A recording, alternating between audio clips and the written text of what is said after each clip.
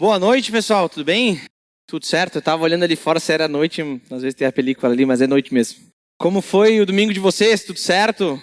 Conseguiram descansar? Conseguiram ter um tempo para dedicar esse dia a Deus? Esse domingo? Todo dia é dia da gente dedicar a Deus, né? Todo dia a gente dedica ao Senhor, porém, o que a gente pode dizer do primeiro dia da semana? Primeiro dia, alguns tratam como a segunda-feira, mas o primeiro dia é o domingo. Domingo que a gente pode separar e entregar um tempo a Deus, não só aqui, mas todo o nosso domingo, né? É o dia que a gente pode descansar fisicamente, né? Muitos não trabalham no domingo, né? Alguns sim, mas muitos não. E nós podemos descansar o nosso corpo, mas além de descansar o nosso corpo, a gente também pode descansar nosso espírito, né? Confiando naquele que é, que era e que há de vir, né? Nós podemos descansar, confiar na palavra do nosso Pai Celestial que nos amou e se entregou o seu Filho, né, na cruz e se fez maldito em nosso favor. É o momento de descansar o nosso corpo, descansar a nossa alma e podermos louvar a Deus, né? Como nós fizemos agora há pouco, né? Cantamos e louvamos aquele que nos salvou, né? O Deus eterno, Criador de todas as coisas, Pai de toda a criação, né? Então, é um dia muito especial para todos nós, todo domingo.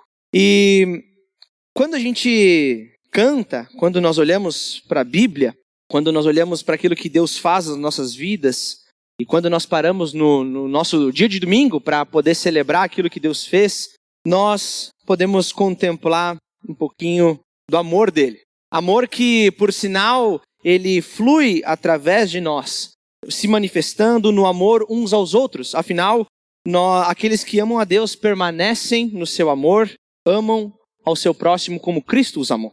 Nós vemos isso várias vezes, Jesus falando isso. E nós poderíamos ficar aqui horas e horas falando a respeito do amor de Deus. É muito bom, né? A gente falar sobre o amor de Deus, como ele se manifesta através de nós e para nós. Nós podemos ficar muito tempo falando sobre isso. A tônica de toda a Bíblia, ela gira em torno do amor, em torno daquele que se fez homem. E quando nós olhamos para a Bíblia, nós vemos que o amor, quando nós olhamos para a Escritura, nós vemos que o amor não é simplesmente um sentimento ou afeição por outras pessoas. O amor, ele é uma pessoa, ele é o próprio Deus. A Bíblia fala isso, que Deus é amor, né? E como comentei, quando a gente vai falar sobre amor, a gente pode ficar horas falando sobre o amor de Deus, mas nós podemos ficar horas falando sobre quem é Deus. Porque Deus extrapola as nossas mentes. Nós podemos olhar para a criação dele, para tudo aquilo que ele fez, olhar para a sua palavra e ver como o próprio amor se manifestou a nós. Porém, a Bíblia, ela fala sobre amor, ela fala sobre amarmos uns aos outros e como nós devemos amar uns aos outros. Mas quando a gente olha para a Bíblia, nós vemos que ela não fala somente sobre amor. A Bíblia, ela gira em torno disso, ela gira em torno da pessoa Cristo Jesus, o Deus homem que se fez carne e osso. Mas a Bíblia fala sobre justiça também. A Bíblia fala sobre santidade. A Bíblia também fala sobre graça, sobre poder e inclusive sobre glória. Mas a Bíblia, ela não fala só de coisas boas. A Bíblia também fala de coisas ruins. Ela fala sobre pecado, ela fala sobre rebeldia. A Bíblia também fala sobre inveja e a Bíblia também fala sobre ódio. Dá para acreditar que a Bíblia vai falar e esmiuçar sobre ódio, sobre essas coisas? Sim, a Bíblia fala sobre ódio. E quando nós falamos sobre ódio, nós não estamos falando sobre o que muitas vezes colorados e gremistas e colorados nutrem uns pelos outros. Isso é simplesmente um gosto que cada um tem a sua preferência, mas aqui essa divergência depois de um Grenal, ainda mais depois de um empate, cai por terra, né? Tudo volta ao normal. Também não estou falando que o ódio é aquilo que pessoas de um espectro político mais à esquerda e outros mais à direita nutrem uns pelos outros. Embora isso possa ser um pouco mais intenso, né? Não estou falando desse tipo de ódio, mas de algo mais profundo. E quando a gente olha para a Bíblia e vê muitas vezes a menção ao ódio, a gente vê algo muito similar àquilo que o poderoso Führer alemão, conhecido como Hitler, nutria pelos judeus. Um ódio implacável, alguém que simplesmente odiava um povo porque aquele povo era aquele povo. Ele não tinha motivos, mas ele simplesmente odiava os judeus porque eles eram judeus. Simples assim. Por eles serem quem eles eram. E hoje a gente vai estudar um texto que ele fala sobre ódio. um ódio muito parecido com esse que nós vimos há tantos anos atrás e que impactou o mundo, mas algo que nos impacta ainda hoje. Então eu queria convidar vocês a abrirem suas Bíblias em João 15, do 18 ao 25. João capítulo 15, versículos 18 até o 25. E diz assim: se o mundo os odeia, tenham em mente que antes me odiou. Se vocês pertencem ao mundo, ele os amaria como se fossem dele. Todavia, vocês não são do mundo, mas eu os escolhi, tirando-os do mundo. Por isso, o mundo os odeia. Lembrem-se das palavras que eu lhes disse. Nenhum escravo é maior do que o seu senhor. Se me perseguiram, também perseguirão vocês. Se obedeceram à minha palavra, também obedecerão a de vocês. Tratarão assim vocês por causa do meu nome, pois não conhecem aquele que me enviou. Se eu não tivesse vindo e lhes falado, não seriam culpados de pecado. Agora, contudo, eles não têm desculpa para o seu pecado. Aquele que me odeia, também odeia o meu Pai. Se eu não tivesse realizado no meio deles obras que ninguém mais fez, eles não seriam culpados de pecado. Mas agora, eles as viram e odiaram a mim e a meu Pai. Mas isso aconteceu para se cumprir para se cumprir o que está escrito na lei deles. Odiaram-me sem razão. Senhor nosso Deus, nós pedimos que nessa noite o Senhor fale a nós. Que sejamos transformados pelo Teu Santo Espírito, meu Deus. E que possamos ser confrontados pela Tua Palavra, a Tua Palavra somente. E que, meu Deus, sejamos mais parecidos com Cristo Jesus, o autor e consumador da nossa fé. Nós pedimos e clamamos por isso em nome de Cristo Jesus. Amém. Bom, gente, nós lemos um texto desse e quando a gente começa a ler, parece que a gente entrou num ônibus e quer sentar na janela, né? Tá no meio do percurso e a gente quer sentar na janela. Parece um pouco confuso aquilo que Jesus está nos dizendo aqui. Porém, para a gente compreender, para a gente entender aquilo que Jesus está dizendo, a gente precisa entender o contexto que essas palavras estão sendo ditas e entender o porquê elas estão sendo ditas por Jesus. Embora sejam muitas vezes palavras difíceis e muitas vezes que a gente fica na dúvida de o que Jesus quer nos ensinar aqui. Porém, quando a gente volta uns versículos anteriores, a gente está no meio de João 15. Mas quando a gente vai para o início de João 15, nós vimos Jesus falando aos seus discípulos a respeito da videira verdadeira. Jesus está andando com os seus discípulos e falando que ele os ama e que eles são enxertados na videira verdadeira, que é o próprio Cristo, somente por causa do amor dele. Nós, os seus discípulos, Jesus vai dizer, eu sou a videira, vocês são os ramos, e se vocês são enxertados e permanecem unidos na videira, é por causa que eu os amo. Somente por causa disso. Jesus está ensinando isso aos seus discípulos. Jesus entrega a vida aos ramos, faz com que eles permaneçam unidos a ele. E nós fomos enxertados à videira verdadeira, que é o Jesus, por amor daquele que se entregou pelos seus amigos. Jesus ali, um pouquinho antes, uns versículos antes, ele diz, não há quem tenha amor maior do que aquele que dá a vida pelos seus amigos. E Jesus fez isso. Então nós temos vidas, nós fomos enxertados na videira por causa daquele que nos amou, Jesus Cristo.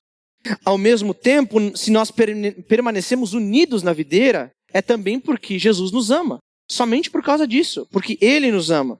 Do mesmo modo, e é pelo seu amor que nós obedecemos os seus mandamentos e amamos uns aos outros. Porque Ele nos ama e o seu amor nos enche, nos faz transbordar de amor ao ponto de amarmos uns aos outros. É isso que Jesus está ensinando aos seus discípulos. O que fica escancarado naqueles versículos anteriores é justamente que Jesus está dizendo que Ele ama os seus discípulos. Ele ama a videira. Ele ama os ramos. E é por isso que Ele se entrega. É por causa disso. E essas palavras de Jesus ditas, versículos antes, frases antes, elas contrastam diretamente com aquilo que Jesus está dizendo agora e que a gente acabou de ler. Jesus, de um lado, ele diz, enquanto eu os amo, o mundo vai odiar vocês. Enquanto vocês são queridos por mim, enquanto eu entrego a minha vida por amor a vocês, o mundo vai odiar vocês. Por causa disso. E é nesse ponto que Jesus está nos ensinando, é exatamente essas palavras. Eu os amo, mas o mundo os odeia. E ele diz ali no versículo 18, se o mundo os odeia, tenham em mente que antes me odiou. Se vocês pertencem ao mundo, ele os amaria como se fossem dele. Todavia, vocês não são do mundo. Mas eu os escolhi, tirando-os do mundo. Por isso, o mundo os odeia. Jesus podia ser muito à frente do seu tempo, ele podia bancar uma de coach e dizer assim, gente, é só vocês seguirem esses passos que eu estou dizendo para vocês, e olha, se vocês seguirem, tudo vai acontecer da maneira que vocês quiserem. Seus sonhos vão ser realizados, tudo vai ocorrer bem, as pessoas vão amar vocês, Deus vai abençoar vocês porque vocês seguem esses certos passos que eu estou dizendo para vocês. Jesus podia dizer essas coisas. Só que Jesus, ao invés disso, Jesus quer trazer a realidade do evangelho para essas pessoas, para os seus discípulos. Jesus traz a realidade do evangelho, ele traz a realidade do ambiente hostil em que os discípulos de Jesus estão inseridos. Que ambiente hostil é esse? Um mundo caído, um mundo cheio de pecado. Isso, a gente pode pensar, não, isso aqui valeu só para aqueles 12 que estavam com Jesus lá 2000 anos atrás. Porque depois que Jesus morreu, eles foram perseguidos e tudo mais. A igreja primitiva. Mas não, isso vale para nós hoje também. Vale para nós também. Porque nós somos discípulos de Cristo. Ou não somos? Essas palavras valem para aqueles que são discípulos e seguem Jesus ainda hoje. A questão é que nós, enquanto discípulos, aqueles que seguem os passos de Jesus, os 12 apóstolos, não pertencem a esse mundo. Jesus disse, eu os tirei do mundo. Jesus frisa isso várias vezes. E quando a gente olha para isso, a gente vê como os discípulos não pertencem a esse mundo, nós sabemos que nós estamos peregrinando por esse mundo, esperando o dia em que nós estaremos com Cristo. Estamos peregrinando no mundo caído, tomado pelo pecado, e é por causa disso, porque o mundo ama o pecado, porque o mundo tem aversão ao nosso Senhor, que nós somos odiados. É por causa que o mundo prefere a morte ao invés do caminho de vida, que Cristo é odiado, porque Ele é o caminho, a verdade e a vida. Mas Jesus, ele é bem categórico em dizer, logo no primeiro versículo, versículo 18, ele diz, se o mundo os odeia, tenha em mente que ele me odiou primeiro. O mundo odeia os cristãos porque ele odeia Cristo. E aí a gente precisa entender o que é esse mundo que Jesus está falando aqui. Será que é o planeta Terra?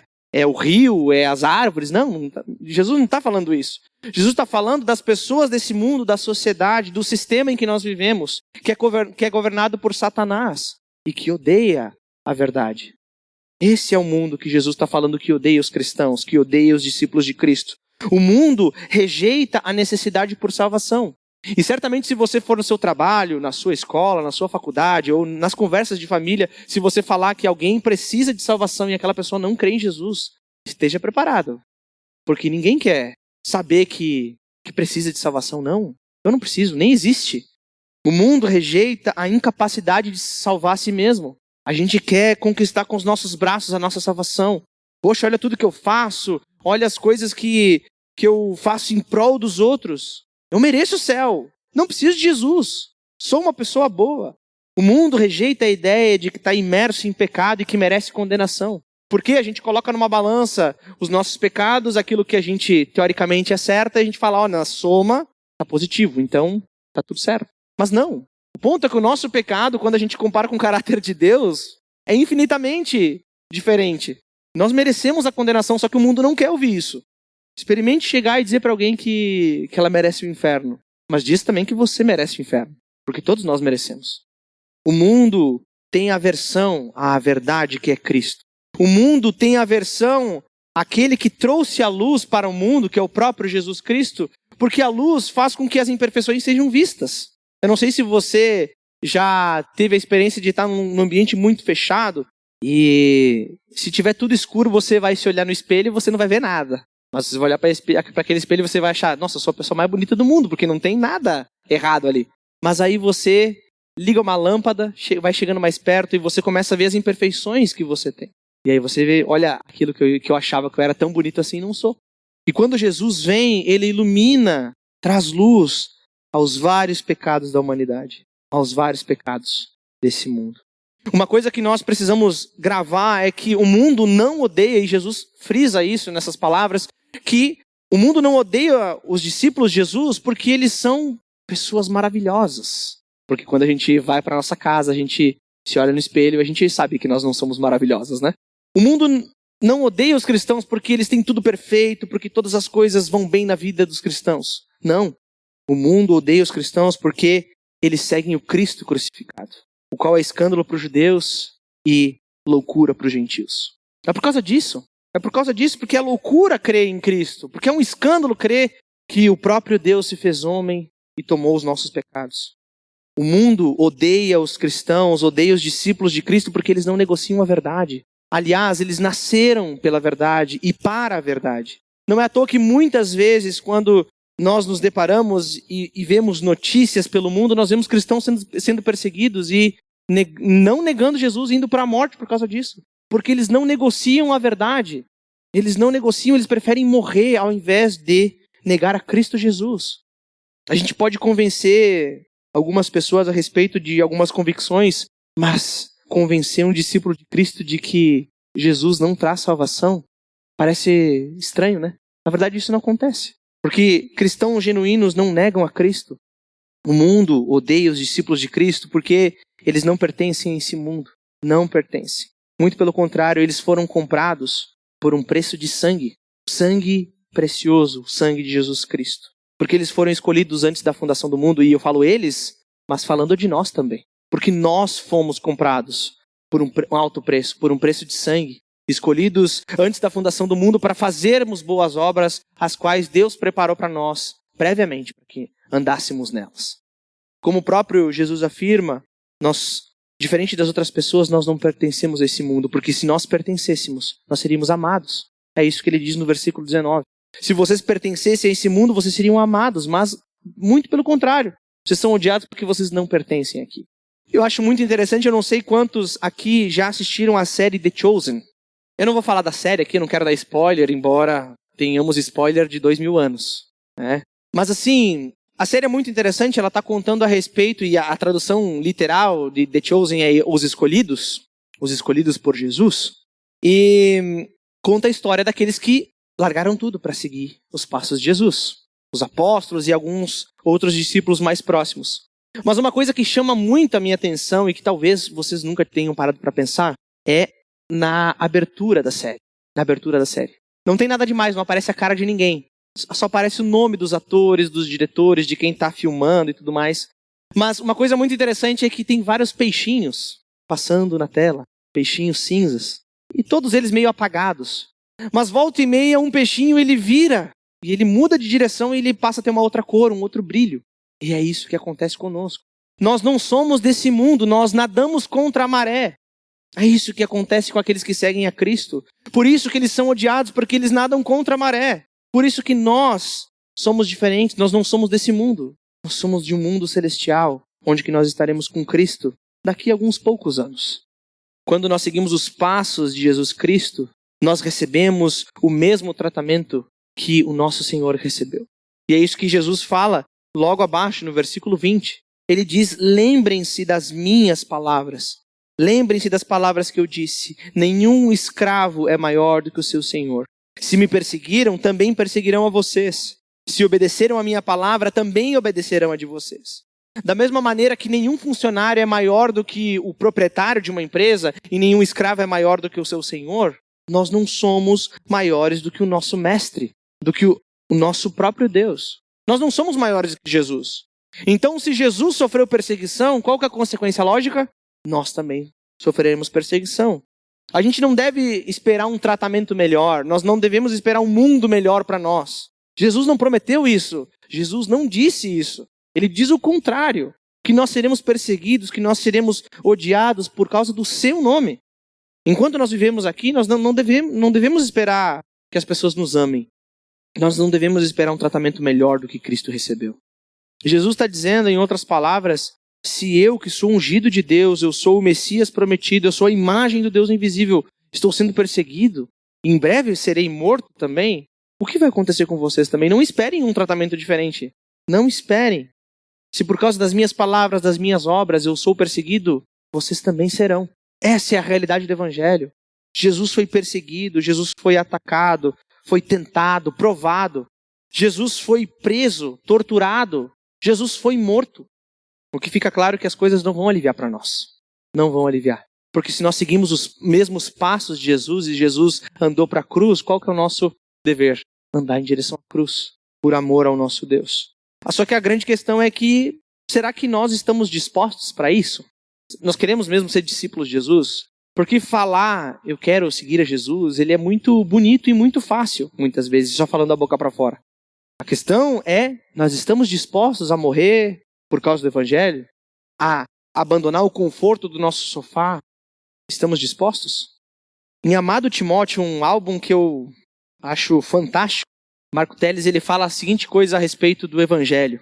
Esse Amado Timóteo ele é um álbum musical, né, e ele tem várias músicas, e entre as músicas tem algumas exposições a respeito do livro de 2 Timóteo, onde Paulo está instruindo Timóteo a respeito do que é a fé verdadeira e a respeito do que é o evangelho. E numa dessas pequenas exposições, esse autor, o Marco Teles, ele fala uma coisa muito importante que se encaixa perfeitamente aqui, comentando a respeito daquilo que Paulo está dizendo a Timóteo. E ele diz assim, e a pergunta volta para você. Você quer esse evangelho? Olha bem para esse texto e me responda. Quer mesmo correr o risco de chegar nos últimos dias da sua jornada como o velho Paulo, como o seu Cristo? Olhe bem, veja bem, se você começar a se envolver demais com esse negócio de igreja, de Cristo, de evangelho, você vai ter que começar a perder algumas coisas que qualquer um considera de grande estima.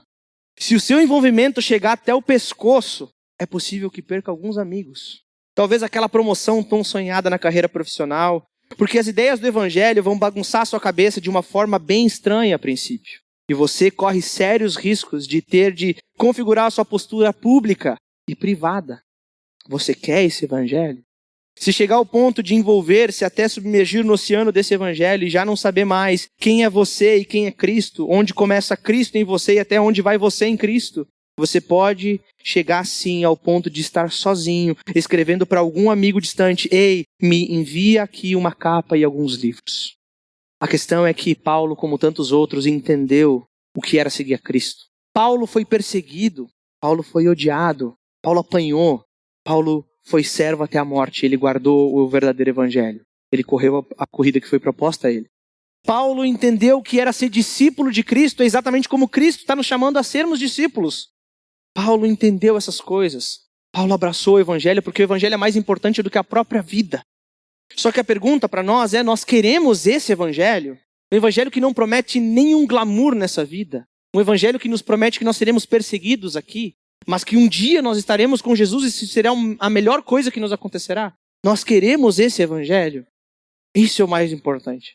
Porque no final da fala de Jesus, ele volta para o principal do porquê os seus discípulos seriam odiados pelo mundo. Tratarão assim vocês por causa do meu nome, pois não conhecem aquele que me enviou. No versículo 21. Jesus deixa muito claro que o motivo pelo ódio do mundo aos seus discípulos é por causa do seu nome. Não é por outra coisa. Só que Jesus vai mais ao fundo, porque ele diz, eles odiarão vocês, pois não conhecem aquele que me enviou. Não conhecem aquele que me enviou. Essa colocação ela pode parecer inicialmente parecida com aquilo que Jesus disse alguns versículos atrás. Pode ser simplesmente uma repetição, mas Jesus ele vai mais a fundo no motivo. Porque quando a gente olha para o versículo 22, ele diz, se eu não tivesse vindo e falado a vocês, não seriam culpados de pecado. Agora, contudo, eles não têm desculpa para o seu pecado. A afirmação de Jesus de que eles não conhecem ao Pai se dá ao fato que o mundo não ouviu as palavras de Jesus. Não as reconheceram como palavras vindo do Messias enviado por Deus. Se eles não conhecem a Deus, eles não conhecem quem foi enviado por Deus. E, obviamente, eles não vão reconhecer as palavras daquele que foi enviado. Se o mundo conhecesse verdadeiramente ao Pai, eles reconheceriam quem era o Cristo. Aliás, muitos reconheceram. Muitos. Como nós ainda hoje. Mas o mundo odiou a Cristo e o evangelho que ele proclamava. Isso mostrou que o mundo não conhece o Pai. Aliás, o mundo odeia ao Pai e a sua salvação.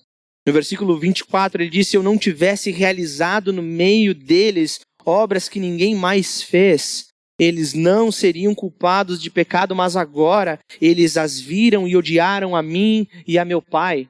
O mundo rejeita Jesus por amor aos seus pecados, pelo coração de pedra que é incapaz de reconhecer a sua podridão e é incapaz de reconhecer que Jesus foi enviado por Deus para nos limpar de todos os nossos pecados. O mundo não reconhece a Cristo, não ouve as suas palavras e não enxerga as suas obras, ao ponto de serem culpados por não reconhecerem o Filho de Deus, o Messias prometido. Eles viram e ouviram e mesmo assim não creram.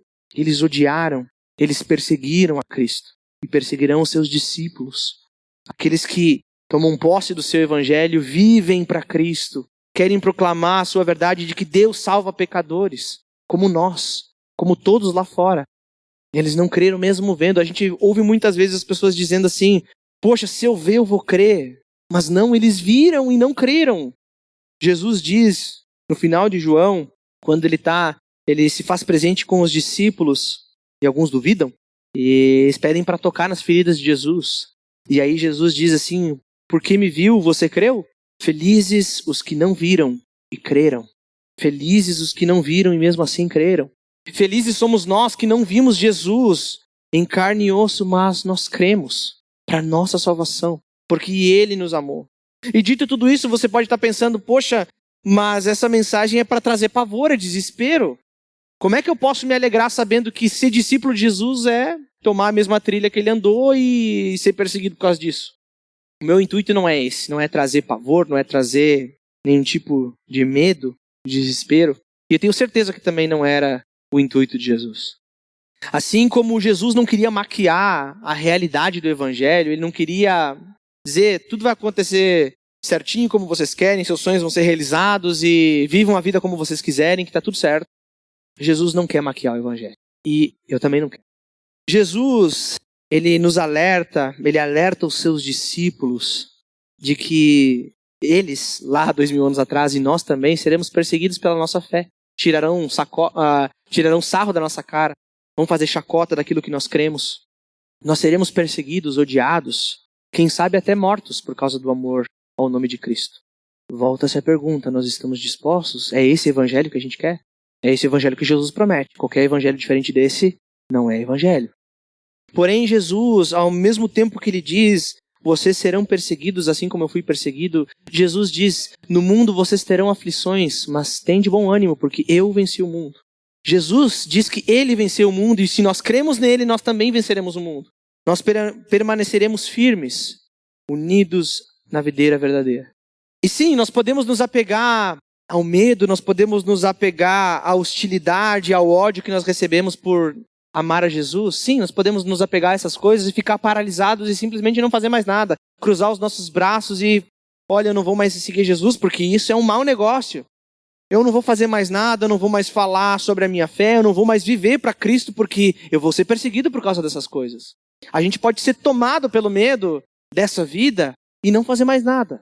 Mas a gente pode se apegar ao amor de Jesus, que nos capacita a enfrentar tudo isso com alegria, tendo em mente que aquele grande dia em que nós estaremos com Jesus vai valer tudo a pena. O dia em que nós estaremos no lar celeste com o nosso Salvador. E aí depende de o que nós vamos escolher. Seremos paralisados pelo medo das circunstâncias da vida ou nós amaremos Jesus e seguiremos na sua direção. E eu poderia terminar essa mensagem aqui ainda falando sobre o ódio do mundo para com os discípulos de Cristo, mas eu prefiro terminar olhando para o amor de Jesus. Porque, como eu comentei lá no início, essas palavras a respeito do ódio do mundo para com os discípulos é algo que vem depois do que Jesus diz a respeito do amor dele. Então, eu gostaria de ler João 15, do 9 ao 17, é só voltar uma folha, onde que Jesus fala do amor dele. E ele diz assim no versículo 9, como o Pai me amou, assim eu os amei. Permaneçam no meu amor. Se vocês obedecerem aos meus mandamentos, permanecerão no meu amor. Assim como tenho obedecido aos mandamentos de meu Pai, e em seu amor permaneço. Tenho-lhes dito essas palavras para que a minha alegria esteja com vocês e a alegria de vocês seja completa. O meu mandamento é esse: amem-se uns aos outros como eu os amei. Ninguém tem maior amor do que aquele que dá a vida pelos seus amigos. Vocês serão meus amigos se fizerem o que eu lhes ordeno. Já não os chamo de servo, porque o servo não sabe o que o seu senhor faz.